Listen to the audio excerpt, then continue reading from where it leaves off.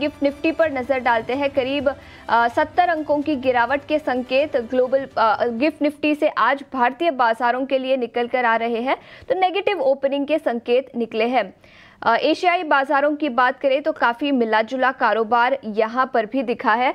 सबसे पहले Japanese market की बात करते हैं तो निकाय में करीब 0.5% की गिरावट दिखी है। कॉस्पी में भी 1% से ज़्यादा की गिरावट है। वहीं चाइनीज़ और हांगकांग मार्केट्स की बात करें तो यहाँ पर भी कमज़ोरी दिखी है। CSI 300 इंडेक्स जो चाइना मार्केट का इंडेक्स है वहाँ पर करीब 0.5% की गिरावट है। वहीं हैंगसेंग इंडेक्स में भी करीब 0.2% की गिरावट दिखी है। तो एशियाई बाजारों से कमज़ोर संकेत। और गिफ्ट निफ्टी की बात करें तो यहाँ से भी कमज़ोर ओपनिंग के संकेत भारतीय बाजारों के लिए निकल कर आ रहे हैं। इसी के साथ अमेरिकी बाजारों पर फोकस करते हैं। यहाँ पर भी गिरावट दिखी कल के ट्रेडिंग सेशन में। डाउ जोन्स करीब 90 अंक गिरकर 0.2% की गिरावट के साथ बंद होता हुआ नजर आया। टेक्नोलॉजी शेयरों में कल भारी गिरावट दिखी। अमेरिकी बाजारों में नैस्डैक में 0.5% से ज्यादा की गिरावट दिखी। करीब 100 अंक से ज्यादा फिसलकर नैस्डैक बंद होता हुआ नजर आया। वहीं S&P 500 में भी करीब 0.2% की गिरावट कल के ट्रेडिंग सेशन में दिखी। सबसे बड़ा सेक्टोरल लूजर IT सेक्टर था। 1.3% 1.5% की करीब गिरावट इंफॉर्मेशन टेक्नोलॉजी सेक्टर में अमेरिकी बाजारों में कल दिखी। याद रखें कई कंपनियों के नतीजे आए।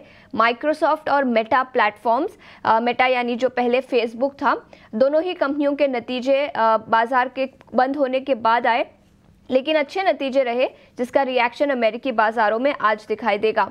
इसी के साथ अल्फाबेट की बात करें तो करीब 3% की तेजी इस स्टॉक पर दिखी।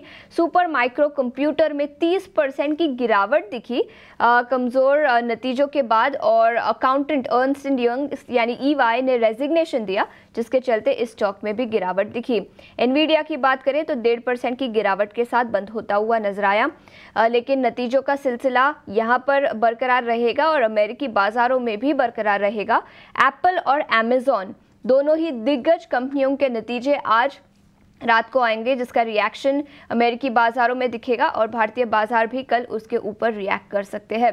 यूरोपियन बाजारों की बात करें तो यहाँ पर भी कमजोरी दिखी। FTSE 0.7% की गिरावट के साथ बंद हुआ। डैक्स और कैक दोनों ही इंडिसेस में भी 1% की गिरावट कल के ट्रेडिंग सेशन में दिखी। कमोडिटीज की बात करें तो सोना कॉमेक्स फ्यूचर्स पहली बार $2,800 पर आउंस के पार निकलते हुए नजर आए।